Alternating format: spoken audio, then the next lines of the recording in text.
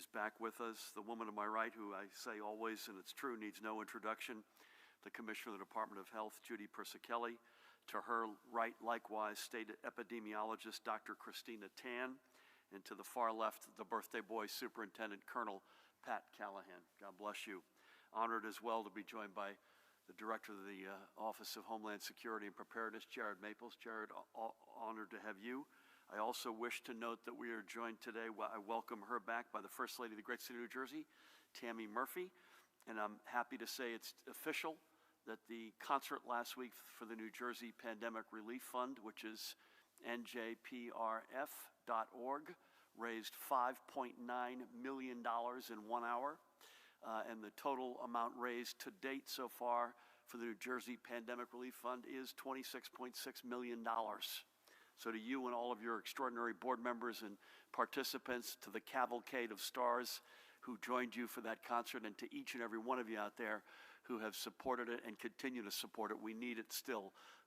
Again, njprf.org is where you go to sign up to help to continue to provide the necessary means, whether it's food, shelter, other requirements for folks who are really up against it right now, up and down our state. Congratulations. Let's begin, as we have of late, with the numbers and updated charts. Today we are announcing, and again, this is a Tuesday, and Judy will join me in this morning. This is a little bit, we're coming out of Sunday and Monday. It's a little bit uneven at this time of the week, so please keep that in mind. We're announcing an additional 2,887 positive tests results. That pushes our statewide total to just under 14,000. On this, there were, in case you're doing math at home, there were duplicate test results that have been removed from yesterday, so that is how we reach our current total. And the department is now using the 10 p.m. numbers to align with the data pulls from our hospitals, so we have the same time frame across all data. As we discussed yesterday, our ability to put our state on the road back relies upon all of us continuing our social distancing to bend the curve down and keep it going down. And you can see that bend is happening, but we need to see that just literally going down and nose diving. Let's go back to the map that we have been showing from time to time.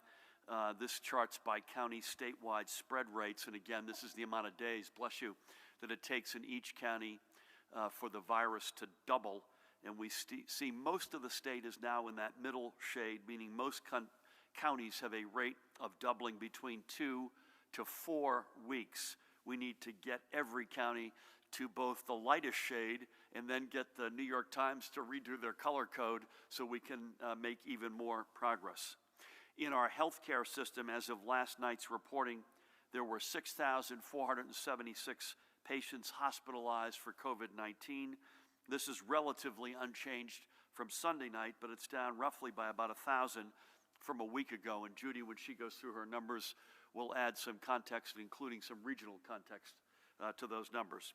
Our field medical stations reported 60 patients. There were 1,809 patients in either critical or intensive care, and this number is virtually unchanged and still down significantly from last week. Ventilator use continues to trend downward to 1,262 currently in use. May that continue to go down. There were 488 new hospitalizations yesterday, and the trend line continues to point in the right direction. But by the way, folks, 488 people. I want to open this place up as much as the next guy, but that's a lot of folks going into hospitals still in this state, and that's as of yesterday. For the 24 hours preceding 10 p.m. last night, our hospitals reported 419 total discharges.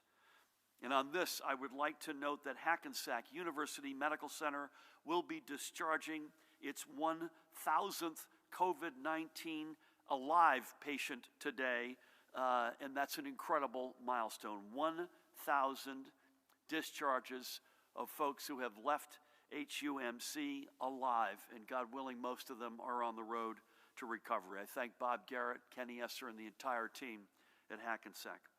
As we discussed at length yesterday, the data that we show you is critical, not just engaging our efforts against COVID-19, but also engaging our readiness to put our state on the road back. They are an important measure of public health, and before we can begin to look at restoring our economic health, we must secure our collective health. Again, our mantra continues to be public health creates economic health. We must take the steps in that order. And while we are seeing clear progress in some of these metrics, there is one number which always gives us enormous pause.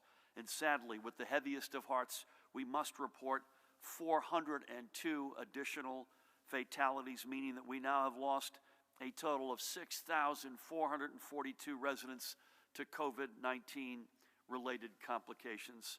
God bless each and every one of them. And on this, we should note that this is not, and Judy would want me to say this, is not necessarily a one-day total of 402. We expected that more deaths which occurred over the weekend just had yet to be counted. They now have, and let this never, ever, ever be a math reality. The math matters, but what really matters are the precious lives we've lost. Let's remember a few of them. This is Gary Walker, bless him, with his wife and daughter. In 1997, he became a firefighter in Oakland in Bergen County, eventually rising to be Assistant Fire Chief in Fire Company number 2. But just fighting fires wasn't enough for Gary.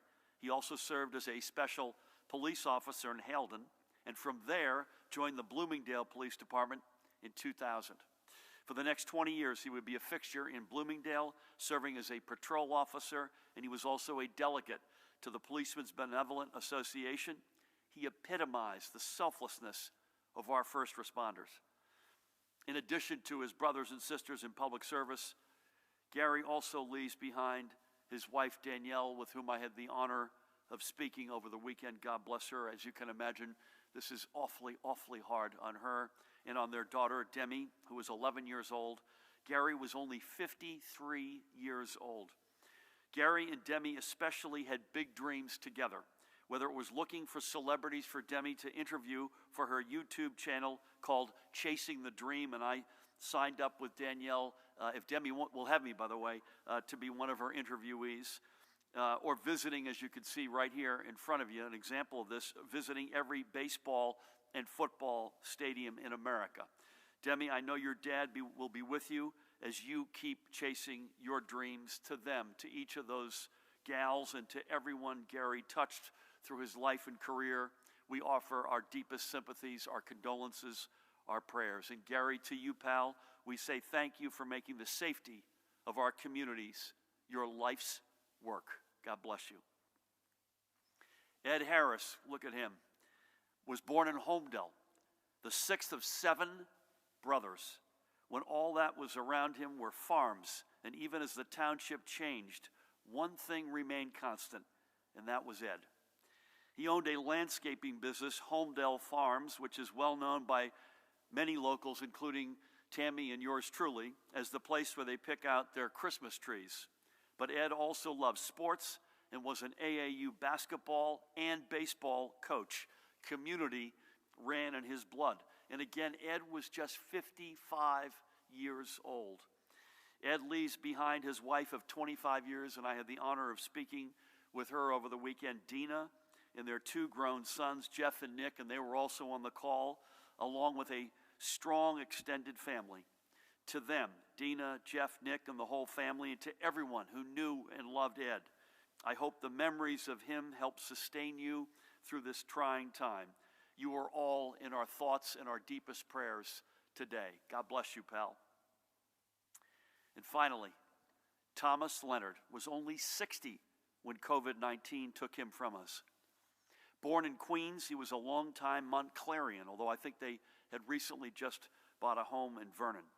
An attorney, Tom was partner in the New York-based firm Barry, McTiernan & Moore, but that was just his professional life. To his family and friends, he was a diehard Giants, Mets, Rangers fan, talk about bearing a few crosses, who stuck with his teams through good times and bad. In fact, I said to his wife, Patricia, over the weekend, having heard about Tom and his lifelong fanship of the Giants, I was thinking of him as they played the draft out on Saturday. He loved to golf and ski. When he and his wife, Patricia, as I mentioned, I spoke with her and had the honor of speaking with her a couple of times this weekend. When they would open their home to friends and family, which was often, Tom would usually station himself at the stove, cooking or pulling a favorite bottle of wine to share. He loved to read, he loved cars, and loved to play along with Jeopardy. He loved life. Aside from Patricia, with whom he shared 30 years of marriage, he also leaves their twin sons, Brian and Gavin, his two sisters and brother, and an extended family of many nieces and nephews. He also leaves behind a lot of friends. May God bless him, his memory, and all in his family and beyond who he touched. 3 more members of our New Jersey family, 3 among the 6,442 lives that COVID-19 has claimed in our state. And as we remember each and every person we have lost, we find the reason we must keep with the policies and practices which are now becoming like a second nature. Maintaining our social distancing, wearing masks as we all do, isn't just about getting us to the point where we can begin our restart, which it is. It's about saving lives. That's our end goal, to save lives so that when we go out and get ourselves on that road back, we will do it with more members of our New Jersey family with us. We cannot do it any other way. A couple of items, if I may. I had a good call with Governor Larry Hogan of Maryland this morning. Larry is the chair of the National Governors Association. There has been a broadly bipartisan push to get direct federal cash assistance to states. That was the topic of my conversation with Governor Hogan. I thank him and the leadership at the NGA. Again, Larry is the chair. Governor Andrew Cuomo is the vice chair. Well, there's no other choice here. We need to not only get access to the Federal Reserve's municipal liquidity borrowing mechanism they announced a couple of weeks ago, we need direct cash assistance to states across this country, and I guarantee you we need it in New Jersey. I want to thank Governor Hogan for his leadership of the NGA and his leadership of that pursuit in particular. I want to recognize a colleague of ours who passed yesterday at 2 o'clock, Dr. Ranjana Madhusudhan. Ranjana, with whom I spoke as recently, I believe on Saturday, with her husband, and her 2 children. She did not die of COVID-19. Sadly, she died of cancer, and she reached out to me when I was diagnosed with cancer as she was in the fight of her life, which sadly she lost yesterday. She was an extraordinary individual, an economist. She worked in our Department of Treasury for decades. I think she joined in 1993. She was a renowned, as I say, economist. She was a great colleague. She was a fan of mine, and I was an even bigger fan of hers. I spoke to her husband this morning. Needless to say, he's devastated. She did have the great joy of welcoming her granddaughter, I believe Nora is her name, and greeting her before she had to stay home in her last stages in San Francisco. So God bless you, Ranjana. Thank you. You've got a ton of friends in government and in this state and around the country. I also want to raise one other item that was raised indirectly to me today, and I thought it was a really good one. And it has to do with Memorial Day. And my friend had the good judgment to come to me representing a Gold Star mother who wanted me to remind everybody that when we talk about Memorial Day, and I'm as guilty as anybody here, and we talk about what it may look like and the potential to have a shore that looks in some form or fashion to bear some semblance to normalcy, the reminder is, let's never forget what Memorial Day is about. This is a salute, a solemn salute to the veterans who have given their lives in service to our nation. And let us never forget that.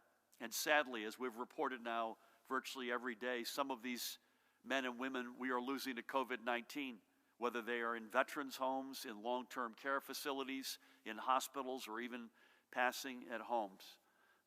So let us never forget, for all the joy that this summer brings us on the shore, in our lakes, in our mountains, and we should embrace that and celebrate that. And please God, it's as normal as possible, as soon as possible. Let us never, ever forget the service of our veterans to our nation and the entire reason that we acknowledge, celebrate, and commemorate Memorial Day.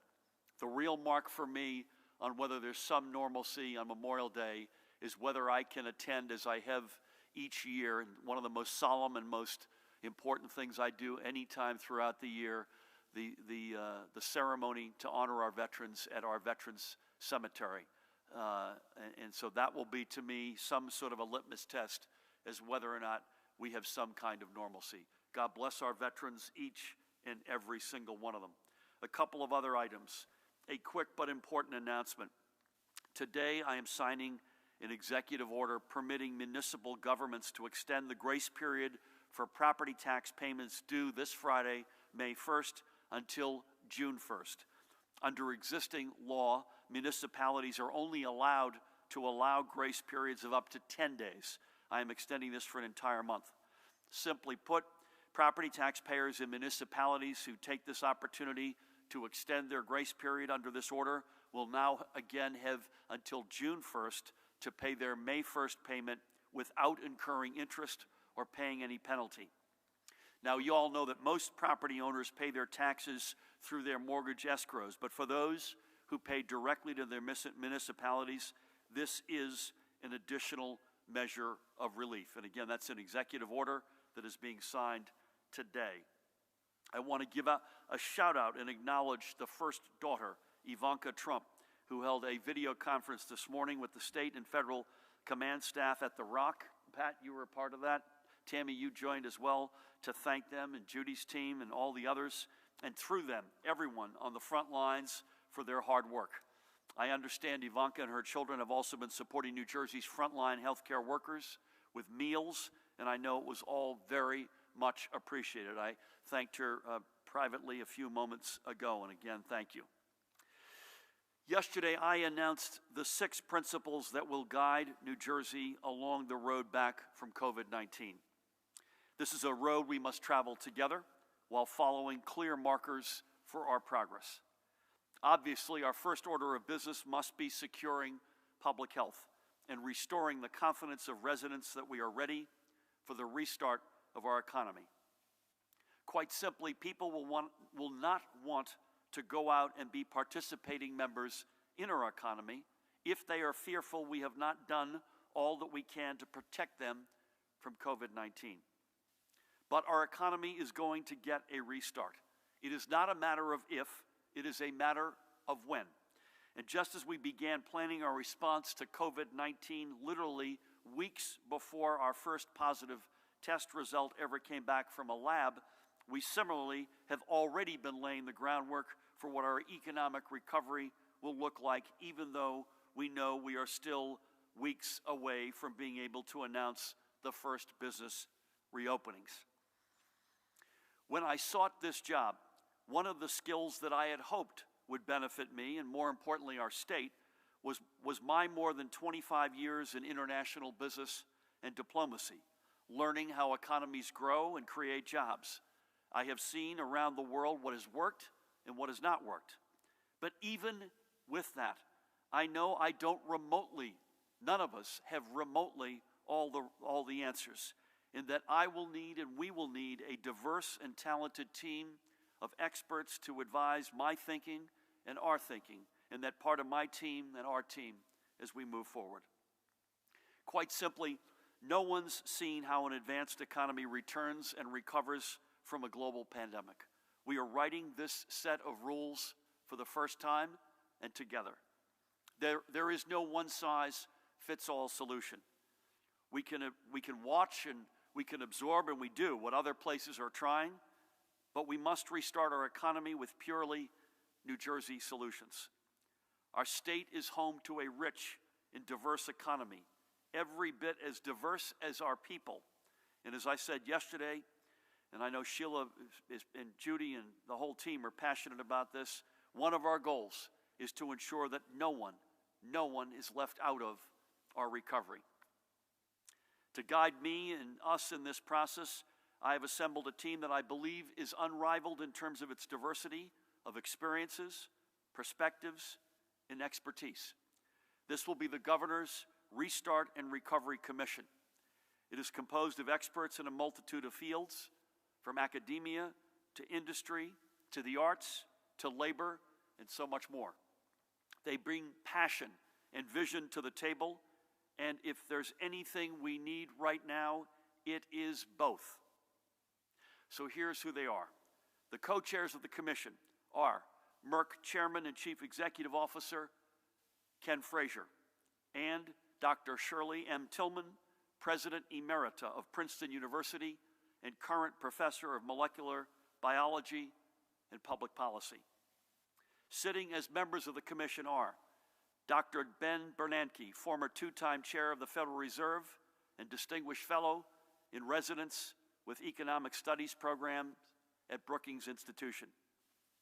Dr. Rich Besser, President and CEO of the Robert Wood Johnson Foundation and former acting director of the Centers for Disease Control and Prevention.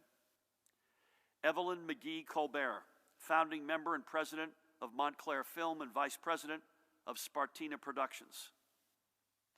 Chairman of the Board of Directors of Amtrak, partner and executive committee member of Windles, Marks, Lane, and Mittendorf, and chairman of Suez North America, Inc., Tony Kosha. Jessica Gonzalez, founder and chief executive officer of InCharged and founder of Experience VendX. Former provost of Northwestern University and incoming Rutgers president, Dr. Jonathan Holloway. Lisa P. Jackson, Vice President of Environment Policy and Social Initiatives at Apple Inc. and former administrator of the U.S. Environmental Protection Agency under President Barack Obama. Many also remember Lisa as a former commissioner of the New Jersey Department of Environmental Protection. Former Secretary of Homeland Security under President Barack Obama, Jay Johnson, who was a partner at the law firm Paul Weiss, Rifkin, Wharton, and Garrison, LLP. Charlie Lowry, Chairman and Chief Executive Officer of Prudential Financial, Inc. Founder of Denise Morrison and Associates, Senior Advisor for PSP Partners, and former President and Chief Executive Officer of Camden's Campbell Soup Company, Denise Morrison. Dr. Bill Rogers, Professor of Public Policy and Chief Economist at the Heldred Center for Workforce Development at Rutgers University, and former Chief Economist at the U.S. Department of Labor. Neera Tandon, President of the Center for American Progress and CEO of the Center for American Progress Action Fund. Director of the Human Rights and Community Relations Department of the American Federation of Teachers and former New Jersey Secretary of State, Reverend Dr. Regina Thomas. And Richard Trumka, National President of the AFL-CIO. And let this send a clear message to our brothers and sisters in labor that you have a seat at the table. Additionally, 5 members of the administration will sit as ex officio members. 2 of them are with me today. The woman to my left, my partner in government, Lieutenant Governor Sheila Oliver. To my right, Commissioner Judy Persicelli. In addition to them, Chief of Staff George Helmy, Chief Counsel Matt Platkin, and Chief Policy Advisor Kathleen Frangione. I've asked the Commission to immediately begin remote discussions because the questions surrounding when and how we ensure a safe restart of our economy and society are also immediate. They will address core economic issues, but also issues which directly impact economic health, notably public health, workforce issues, and transportation. And they will seek ways to sustain our recovery by maximizing future federal support, especially for our small business sector. However, their work will not just be in the weeks and months ahead as we restart our economy over the short term. I've asked the Commission to look at potential long-term investments that will speed our recovery and position our economy for overall success, while accounting for the incredible fiscal challenges we will face due to the impact of COVID-19 spread. For the past 2 years, we have been focused on creating a new New Jersey economy, one built on reclaiming our place as the world's leader in innovation and discovery. That focus is not going to change. And to be sure, we will keep the focus that we've had over the past 2 years to change the way New Jersey handles its finances. We've had back-to-back record surpluses. We've put away more for a rainy day than any administration in over a decade. We are doing the necessary things to turn our state's finances around because a stronger fiscal foundation ensures a stronger economic foundation. Most of all, the Commission will be guided by the values that drive me and drive us every day: to build a New Jersey that works for every family. A New Jersey where we build our economy from the middle out and the bottom up. And a New Jersey that is stronger and fairer. And at every step, the Commission will ensure equity among our communities. COVID-19 has had an outsized impact on our communities of color and among historically overlooked communities. Our recovery cannot and will not overlook them. Indeed, it will embrace them. This team is uniquely qualified for this challenge. These are people who have spent their careers rising to the challenge and providing leadership on the global stage. Now they will be advocates and assets for New Jersey. I thank everyone who has stepped forward to be a part of this Restart and Recovery Commission. This is an extraordinary group of folks. Each and every one of them, including the women on either side of me, already have an overwhelmingly complex and overscheduled life and schedule. You look at the folks that we've just gone through. These are folks who did not need another responsibility. But from the bottom of my heart, on behalf of all 9 million members of the New Jersey family, I say thank you for your willingness and your commitment to serve. And I can't wait for us to get to work. From them, I want to transition before Sheila and Judy and Pat say a few words. I want to transition to thank several other New Jerseyans who are stepping up to help in their communities. And I ask each of you to keep sending us their stories by using the hashtag NJThanksYou on social media. This is Dr. Richard Watson. Dr. Watson is an internal medicine physician who has been volunteering as a provider at Dover's Zufall Health Center, a federally qualified health center that services 40,000 underserved patients across 6 counties. He's been a Zufall volunteer for the past 20 years. Now, right here, I should call a quick timeout, and I should mention that Dr. Watson, behind that mask, is 87 years old, a member of Columbia University's College of Physicians and Surgeons class of 1958, the year I turned 1. Even though the folks at Zufall advised him to slow down to protect himself, he has insisted on coming in regularly to see his patients. When they say all superheroes don't wear capes, well, we're finding that many, in fact, wear masks, and Dr. Watson is definitely a superhero. So to you, Dr. Watson, and the Zufall Health Center, New Jersey, thanks you. From Somerset County, here are Hillsborough High School students with some of their friends, Navleen and Raj Boparai. Navleen, a junior on the left, is also a volunteer at Robert Wood Johnson University Hospital, Somerset. And both she and Raj, who's standing with her on the right, wanted to do something to help support the frontline healthcare workers. They started a fundraiser, Meals for Heroes, on Facebook, hoping to raise $2,000 to provide meals from local restaurants to thank Somerset's heroes for risking their lives for their communities. They hit that goal, and then some. And Navleen and Raj enlisted friends in other towns, and you can see some of them with them, to expand the reach of Meals for Heroes. As of today, Meals for Heroes has raised more than $30,000, and working with local restaurants across the entire region, and even into New York, what Navleen and Raj started has now delivered more than 3,000 meals to hospitals, testing centers, fire departments, police stations, and nursing homes. To Navleen and Raj and all of their friends who joined them to make Meals for Heroes a runaway success, New Jersey thanks you. Finally, I got to make sure I'm in time here. I must acknowledge the support we're getting today, and I believe they're going to be flying over in about 15 minutes. I want to thank the U.S. Navy Blue Angels and the U.S. Air Force Thunderbirds, who will be flying over our state top and bottom to salute our healthcare workers and first responders. And finally, I must recognize and thank each and every one of you who are doing everything in your power to help us get through this pandemic so we can put our state on the road back.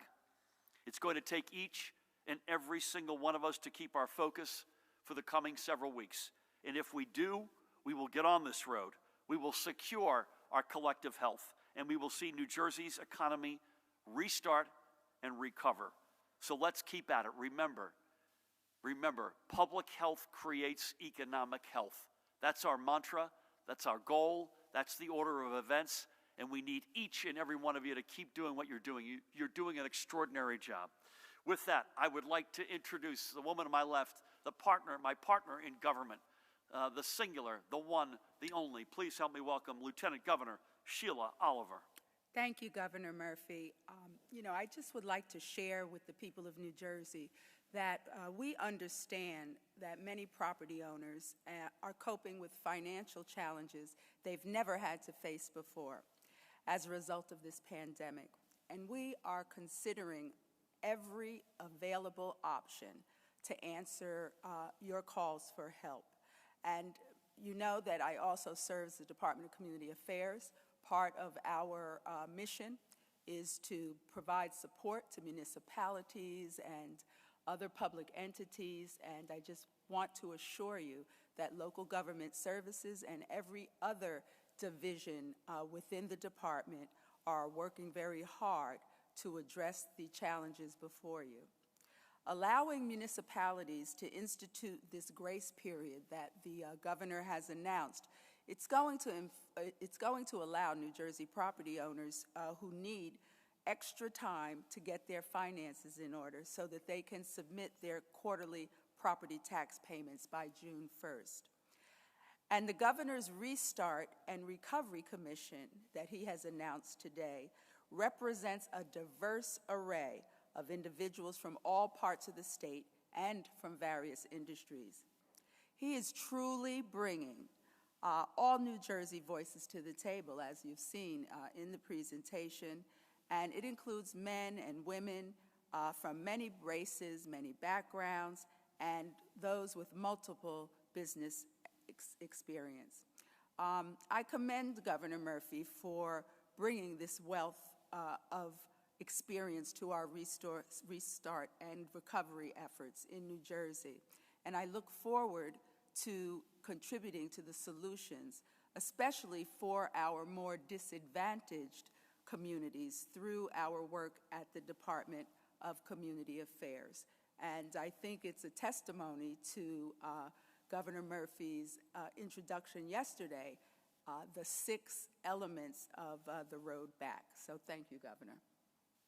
Thank you, Sheila, for that and for everything. And I say this frequently in your absence, but I'll say it in your presence, if I may. Not only as Lieutenant Governor, but you mentioned leading the Department of Community Affairs, which literally touches every community in the state, up and down. Thank you for your extraordinary leadership. Bless you. With that, another person who needs no introduction, please help me welcome the woman to my right, the Commissioner of the Department of Health, Judy Persicelli. Thank you, Governor, and good afternoon. Well, the CDC has updated their list of COVID-19 symptoms to include chills, shaking with chills, muscle pain, headache, sore throat, and a recent loss of taste or smell. These 6 new symptoms are in addition to the previously stated fever, cough, and shortness of breath. Many of these symptoms have been observed by healthcare providers when caring for their patients. Symptoms of COVID-19 can range from mild to severe. Onset of symptoms usually occur between 2 and 14 days after an exposure. If you experience these symptoms, it is important to stay in contact with your healthcare provider.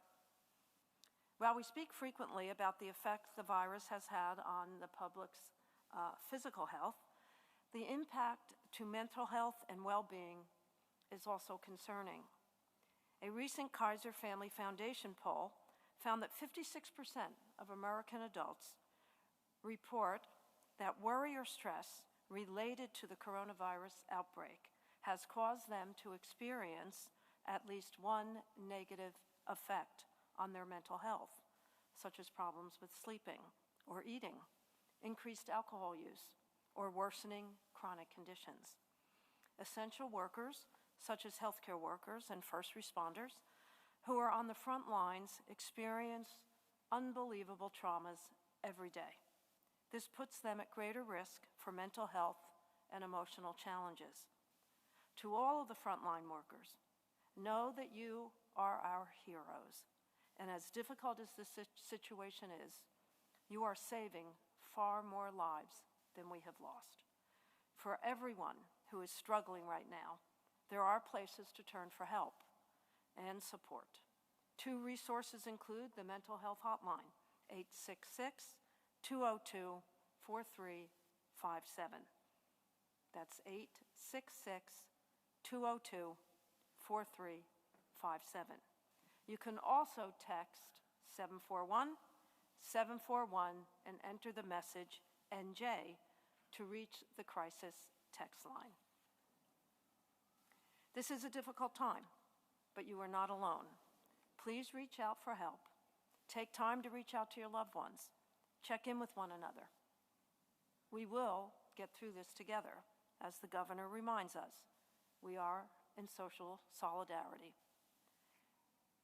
I will go through the daily report now. Last evening, our hospitals reported 6,476 hospitalizations.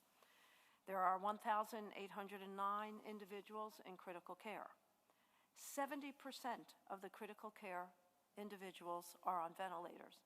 That is the lowest that we have seen since the beginning of April. The hospitalizations overall are flattening. However, hospitals in the central region reported last evening that their intensive care beds were totally full. And we are seeing increases now in the southern part of the state. Last evening, we had 6 hospitals on divert, all but one from the central region.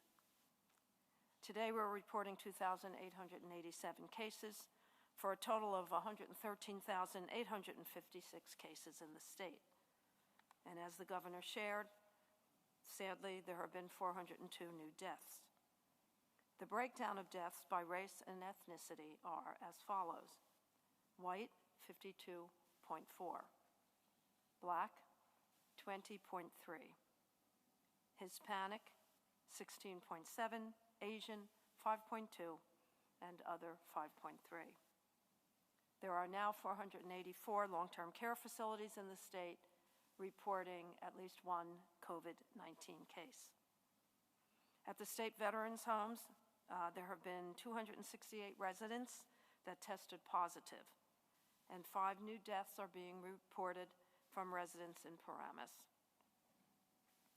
At our state psychiatric hospitals, 152 patients have tested positive, and there have been 9 deaths among patients, as I have previously reported. According to the lab data from this morning, 210,043 individuals have been tested, 89,540 have returned positive, for the lowest positivity rate that we have seen since we started counting of 42.6%.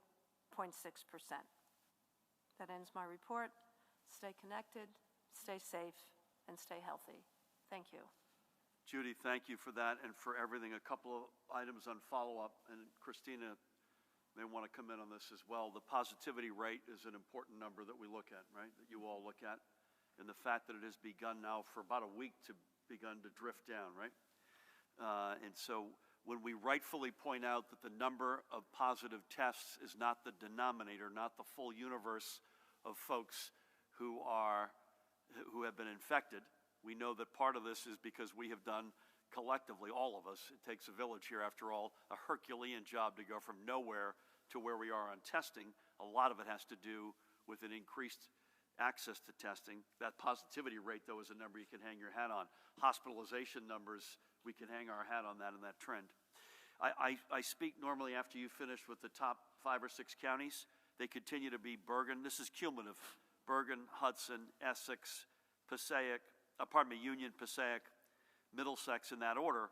But if you look at new cases, to your point on the diverts in the central region hospitals, just the top 3 counties in the overnights are Passaic, number 1, Middlesex, number 2, Hudson, number 3, to give some more added heft to that notion of the virus sort of migrating here.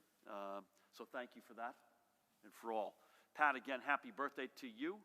We hope you get a minute to celebrate in some form with Linda and the family. Anything you got on compliance, PPE, infrastructure, other matters? Sure. Thank you, Governor. Good afternoon, everyone. Briefly on the overnight compliance report, Newark Police Department issued 33 EO violations. Patterson conducted a surge EO enforcement and issued 21 EO violations. In Bloomfield, 3 members were cited for being in a closed park. In Atlantic City, it was still EO related. It was basically a burglary where ultimately I believe 4 subjects were charged.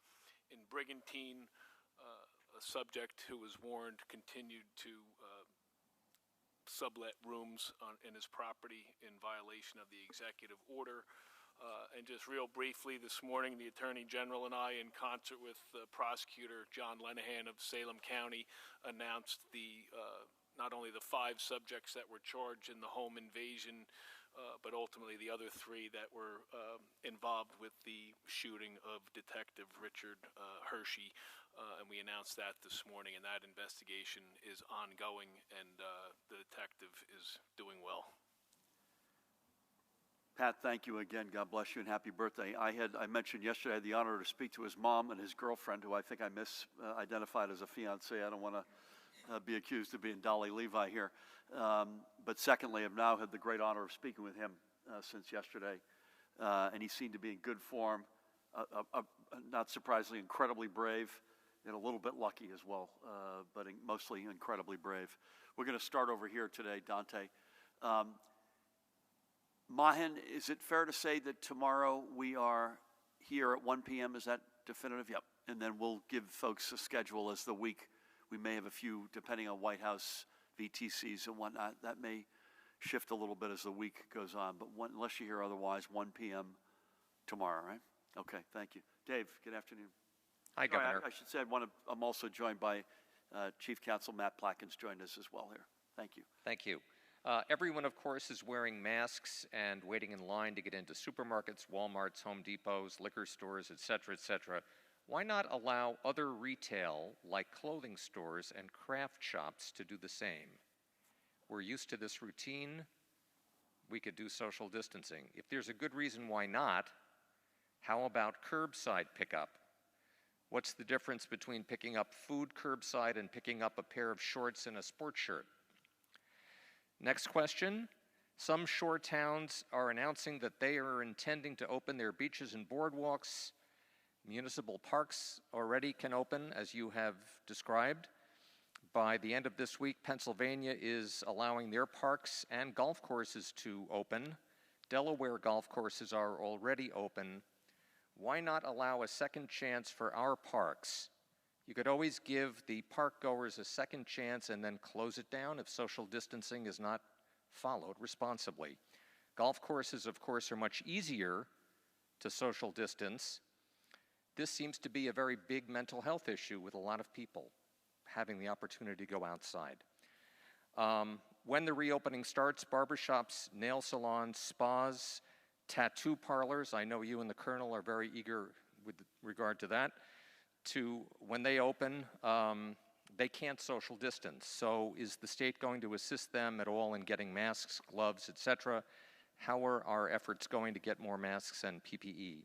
And finally, the Restart and Recovery Commission, could you talk a little bit about their role in deciding what types of businesses will begin to reopen first, second, third, how that will be looked at, etc.?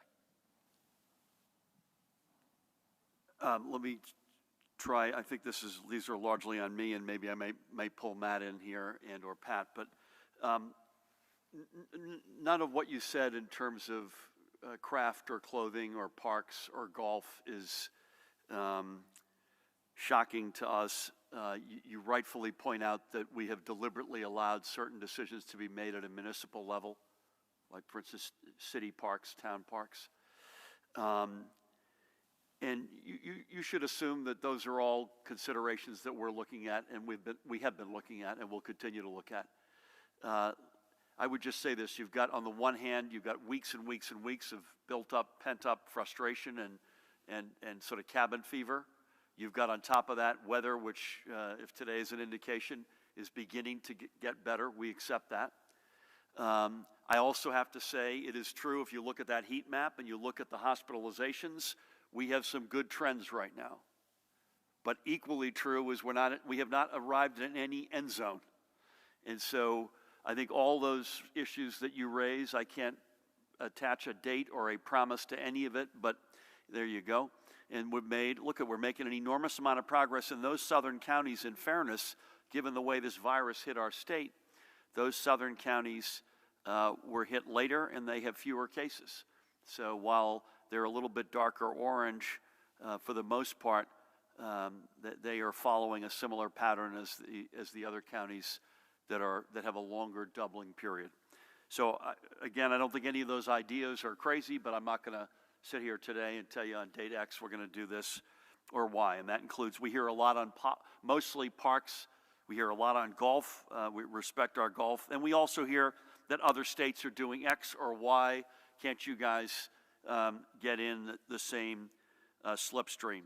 I think barbershops, nail salons, tattoo parlors, thanks for the shout out. Those are all more complicated, to be determined on PPE. Don't have a good answer for that.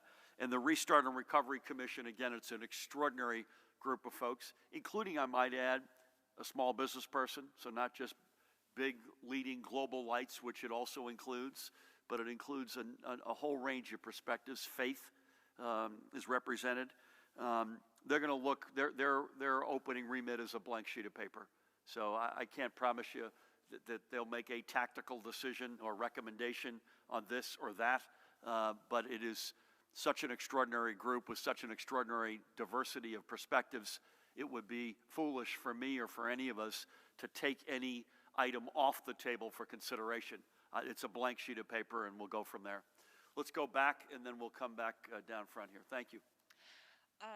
In the six-step plan with the 6 principles, obviously, once those first 4 principles are met and things start to open up, there, as you've been saying, there's a chance that things could resurge.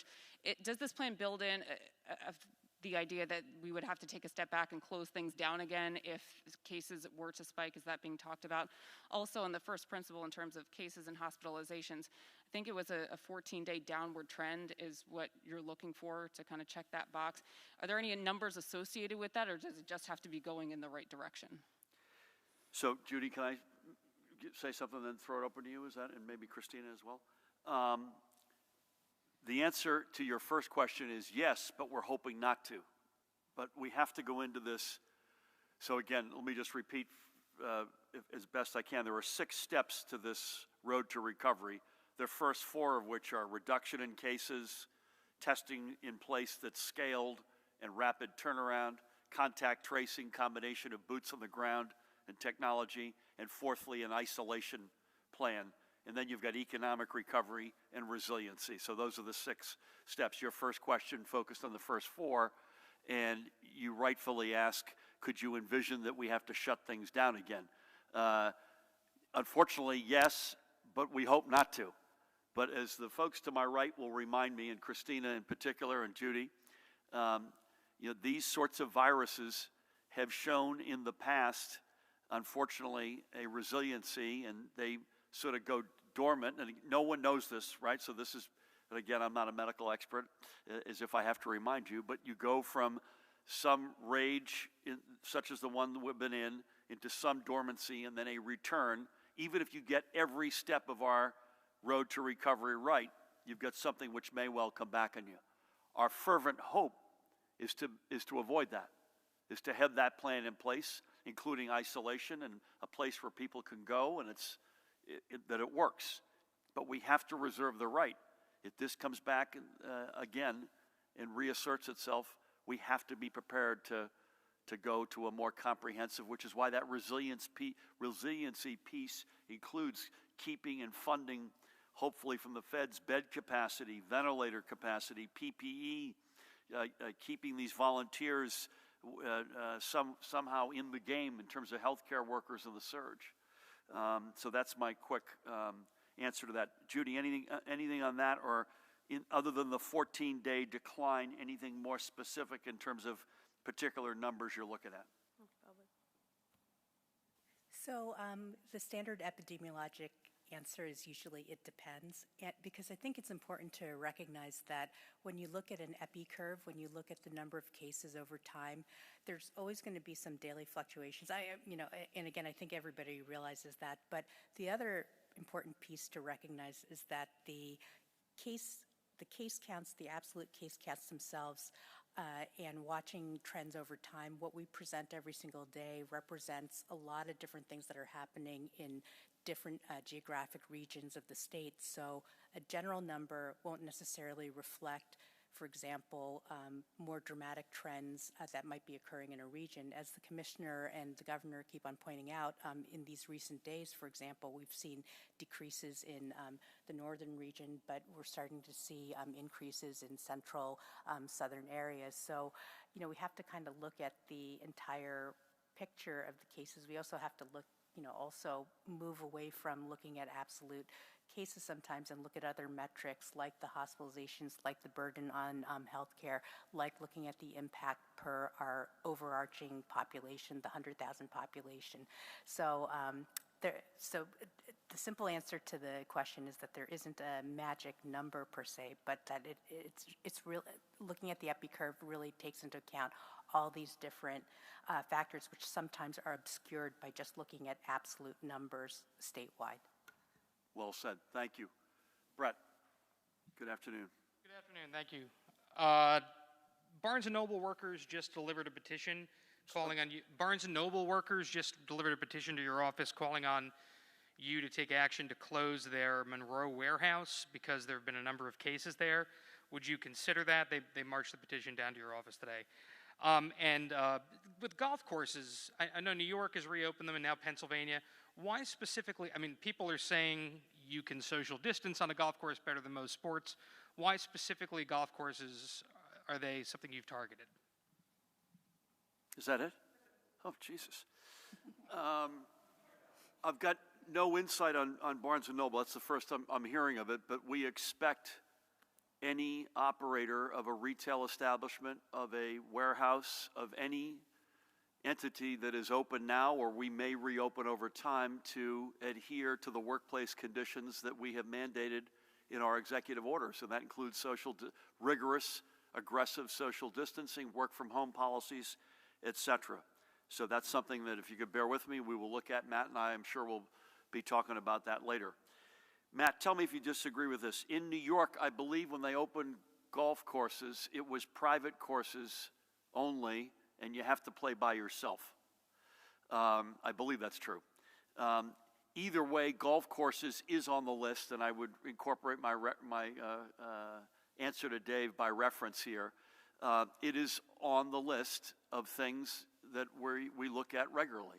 I've got nothing, as I said, I don't golf myself much, but I've got nothing against golf, but we got to make sure that we do this right and that we don't have people congregating inappropriately.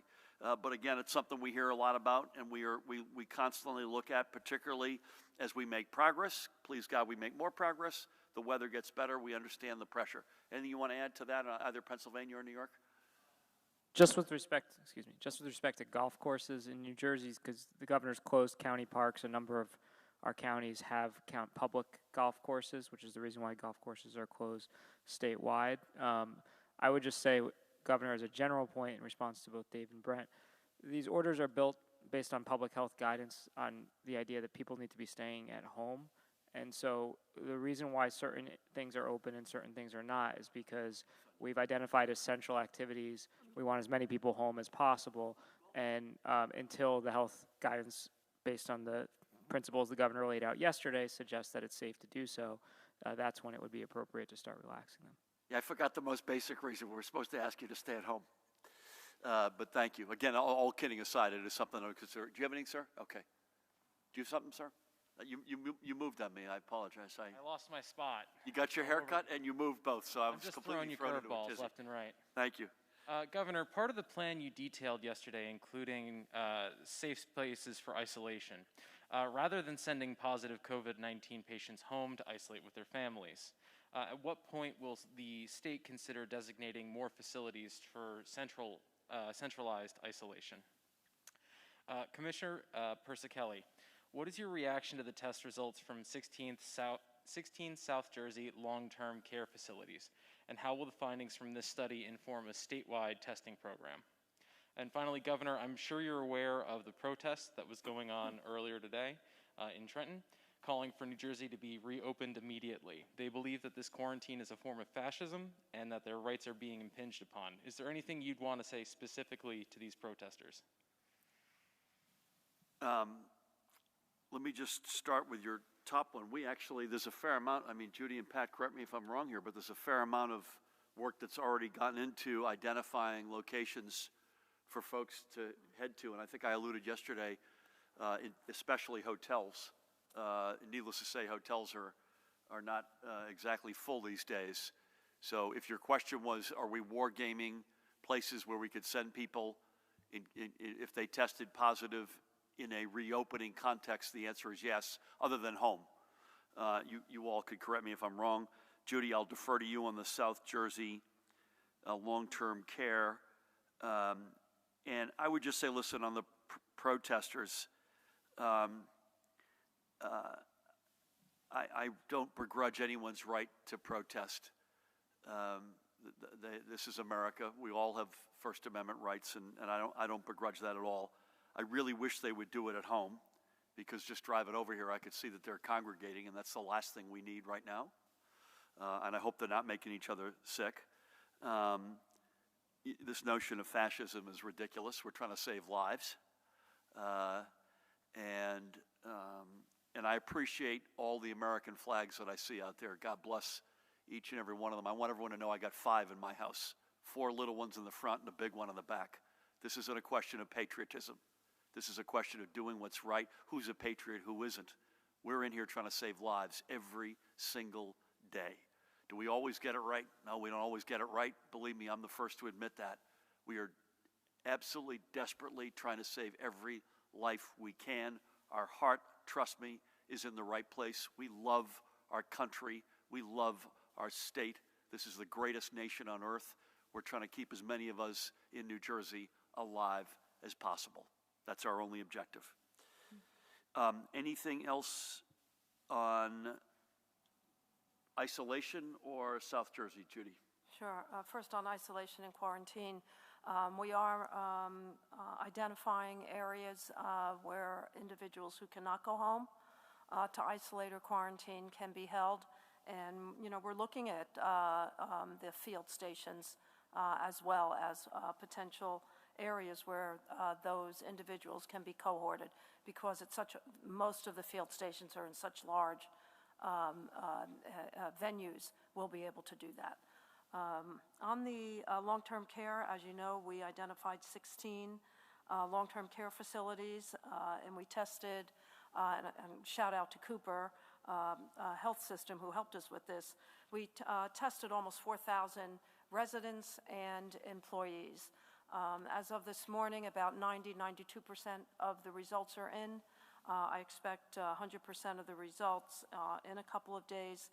And it will inform how we go forward, not just in long-term care, but many of the people that we tested were asymptomatic. So we're trying to determine the percentage of asymptomatic individuals who could also be positive for COVID-19.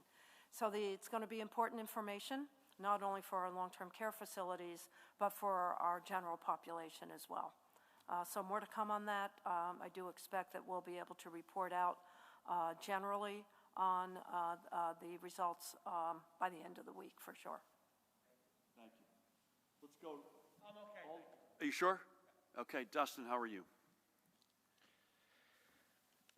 Can the state post data about active cases as New York does? That seems like it's a pretty good indicator of how the virus is progressing or digressing. That's right. Can the state post data about active cases? On the protests, we hear this enforcement report every day, but what are the penalties for having these large gatherings like we're seeing right now, where people are clearly close together, and are police issuing tickets to those people today? And then a couple quick questions from NJ Biz. What's the timeline for when the commission will hold its first meeting and put out some recommendations? And who would those recommendations be for? Is it for your administration, local governments, or businesses, or all of the above? I'll take a couple. Is that all right? And then Pat, you and Judy should come in. Is that all right? I'll defer to you on active cases, Judy, and I'll refer to you on protests.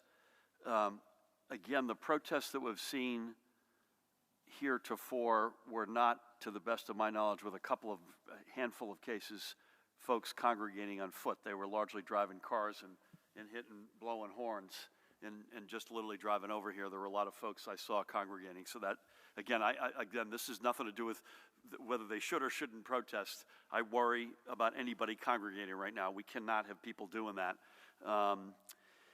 In terms of timing of the meeting, first meeting of the commission, Dustin, it'll be very soon. I can't tell you when. I don't have a timing in terms of any recommendations, and the recommendations will be to me and to our administration, and we'll take it from there. Pat, anything on the protests and penalties? Yeah, thanks, Governor. We have several discussions about when we know one of these are coming down the pike. Our posture really is a discretion, obviously, and to give the protesters the right to do that as long as they're socially distancing. I don't know if any citations have been issued yet, Dustin. I'll know that certainly by the afternoon. But it is that balance of trying to interact with 100 or 200 people. If they're socially distancing, to the governor's point, give them the opportunity to be heard, but at the same time, to do that virtually would be our recommendation. So I spoke to about 10 troopers on my way in here, and that was their posture, to just, give them the opportunity to protest and assemble, but as long as they're doing it with social distancing in mind. Again, I repeat, we love our country. We love our state. We're trying to save lives. Secondly, we respect anyone who protests. I wish they would do it virtually. The real issue I've got is congregation. For whatever reason you may be congregating, we cannot be congregating right now. That is the last thing we need. Judy, anything on active cases or on any other? I wasn't quite sure what the question was on the active cases. I'm really not clear on what the distinction is between what you're putting out and what active cases are. I just know that New York puts out active cases. Maybe you could just educate me on that. I don't know. Don't know what that means, the active cases, so we'd probably have to look into what you're saying about what New York State is doing. I honestly don't know what active case means. Hey, Dust, on that one, can we follow up with you? Just because I don't watch, not because I don't love them, but I don't watch their pressers. So if we can maybe get a chance, Christina and Judy and I, to look at what it is, and we'll get back. Mahan, will you help me out there? Is that okay? Tammy, any questions? Okay. Nikita? Hi, Governor.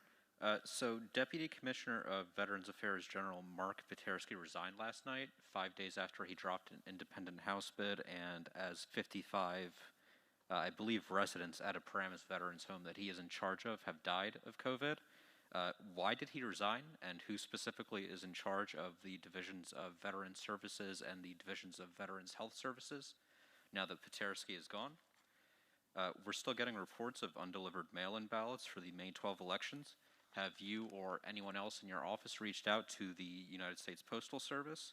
And can you say anything about specific corrective action that will be taken in this regard? And then are you considering extending the time to mail BBMs because of the delays? And lastly, ROI&J yesterday reported that Jose Lozano would be on the commission whose membership you announced today. Was that report incorrect, or was he ever on the list, or was he dropped from it at any point?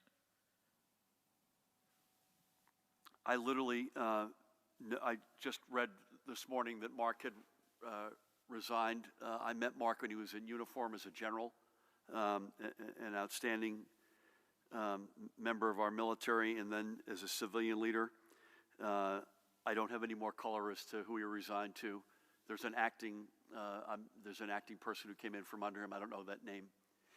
But I've got no more insights into that. And if we do, we'll get back to you. I've got no more insights. I apologize into the mail-in ballots that were left there, but I promised yesterday we'd follow up with you. I'm not sure we had, but let's make sure we do that. Actually, Matt Placken is going to follow up on the spot. Nikita, we've been in touch both with the federal delegation as well as internally, and we'll have more for you later today. Nothing more on unless Matt does on timing on how much time you've got to mail in your ballots. But again, that'll be part of the answer. And Jose is I saw the headline of the article, but Jose and Choose New Jersey will be very much involved, and they have been all along. You know, there are standing armies of people who are already standing. Judy has a standing army. Sheila has a standing army. Pat has a standing army. Choose New Jersey, in its own respect, is one of those standing armies. So I haven't, the EDA, all the parts of government, or as Choose New Jersey is, organizations that are outside of government but are sympathetic to our economic development objectives. So I could repeat all of that. I won't. Jose does a terrific job running Choose New Jersey. Choose is a very important organization, and it will continue to be. The folks that we put up today is a new commission that wasn't a standing army before and is now going to be an invaluable body, and I appreciate the folks to either side of me who will be ex officio from our government to make sure this connective tissue. You also notice that both Dr. Rich Besser and Jay Johnson and George Helmy are part of this because they're our representatives on the regional council. And so we could have talked, and I now have for a minute, about all the various other entities that will play an important role as we try to get the state back up on its feet. So with that, folks, let's remask. Make sure I get this right size up. Again, unless you hear otherwise, Mahan, we're 1 o'clock tomorrow here. And folks, I would say to each of you watching, keep doing what you're doing. It is working, notwithstanding the enormous toll that this is taking. When you look at that map, when you look at hospitalizations, when you look at some of the other metrics that we care about, the trends are in the right direction. Please continue to stay home. Please continue to stay away from each other. What you're doing is having an enormous impact to each and every one of you. God bless you. Judy Persicelli, thank you. Dr. Tan, Lieutenant Governor Sheila Oliver, Colonel Pat Callahan, Jared, Matt, the rest of the team, First Lady Tammy Murphy, thank you all. God bless you all. Okay, see you go.